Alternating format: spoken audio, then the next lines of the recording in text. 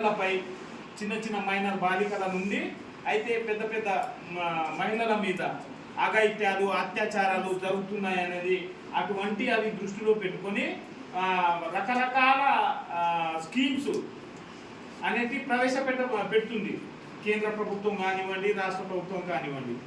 ఆ స్కీమ్లో భాగంగానే మన గౌరవ ముఖ్యమంత్రి ప్రధానమంత్రి నరేంద్ర మోడీ గారు బేటీ బచావ్ బేటీ పడావ్ అనే ఒక స్కీమ్ని ప్రారంభించారు.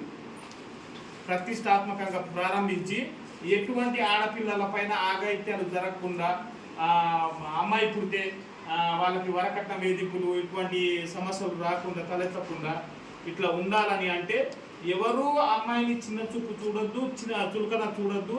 వాళ్ళకి అమ్మాయిలని కాపాడాలి, అమ్మాయిలని చదివించాలి, అమ్మాయిలని ప్రయోజకులు చేయాలనే ఉద్దేశంతో ఈ బేటీ బచావ్ బేటీ పడావ్ అనేది ప్రతిష్టాత్మకంగా మన భారతదేశం మొత్తంలో ఈ బేటీ బచావ్ బేటీ పడావ్ అనే కార్యక్రమాన్ని ప్రారంభించడం జరిగింది. ఇప్పుడు తెలుగులో చెప్తే ఇప్పుడు ఇంతకుముందు చెప్పింది కదా, అమ్మాయిని కాపాడండి, అమ్మాయిని చదివించండి అని.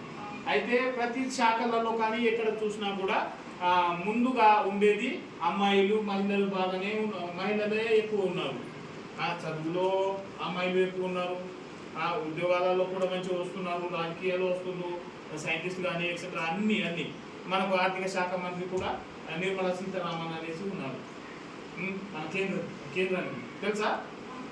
అట్లా మహిళలకు ఎటువంటి ఆఘాయిత్యాలు జరగకుండా మళ్ళీ ఇంకోటి ఉంటుంది, లింగ నిర్ధారణ, ప్రెగ్నెన్సీ పాజిటివ్ 3 నెలల తర్వాత స్కానింగ్ అనేసి తీస్తారు కదా, అది స్కానింగ్ సెంటర్లలో ఇంతకుముందు చెప్పేది ఏమని, అబ్బాయి పుడుతుందా అమ్మాయి పుడుతుందా అనేది చెప్పేది.